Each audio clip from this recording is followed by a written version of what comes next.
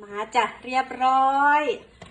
บีฟซุปหรือว่าราวรากูนั่นเองเนาะลูกๆมาแพงมื้อนี้จัดให้หอมๆกำลังได้ที่มาจะพยากนำแซ่บๆอากาศดีฝนตกกินรากูโอ้ยมันเลิศเฮ็ดคลิปต่างๆนานาลงก็มีคนที่ว่าผู้จักลินเฟซบุ๊กมาคอมเมนต์มาเป็นกำลังใจที่ดีให้ครีเอเตอร์เฮาทั้งหลายที่มาเฮ็ดคลิปเนาะ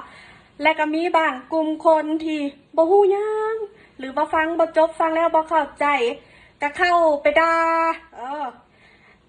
แต่ละเพจก็จะถือเส้นเดียวกันเนาะ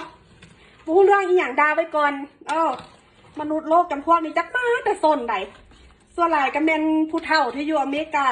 หลาย10 ปียังบ่ไปบ่มาทางใดยังอยู่แบบ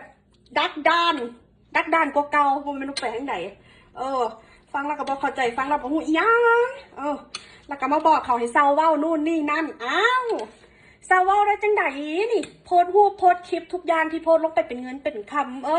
เว้าอย่างลงไปก็เป็นเงินเป็นคำสิเซาเว้าได้จังไดกฎหมายของอเมริกา free of speech you know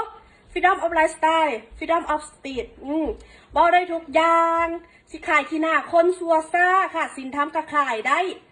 แขนซื้อแขนนามสกุลแขนที่อยู่แขนหูบแขนห้อยแขนได้ทุกสิ่งทุกอย่างบ่ผิดกฎหมาย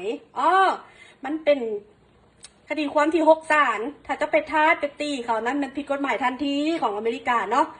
freedom of speech free speech you know เว้าอยากลบไปกับเป็นเงินเป็นคำสิให้เศร้าว่าได้จังไดเมนบอกแชร์เตอร์เฮาเจอคอมเมนต์ปันป่วนกะอย่ามันปล่อยผ่านถือว่ามาสั่งอีกเกตแม่นสั่งเงินเฮากันแล้วกันเนาะปล่อยผ่านไปแฮปปี้ดีด่าโพสต์รูปโพสต์คลิปรัวๆเฮานะ ใช้ชีวิตเป็นงานเป็นเงินนี่ทุกอย่างเห็นบอกมันเลิศมีคุณค่าคืออย่างนี้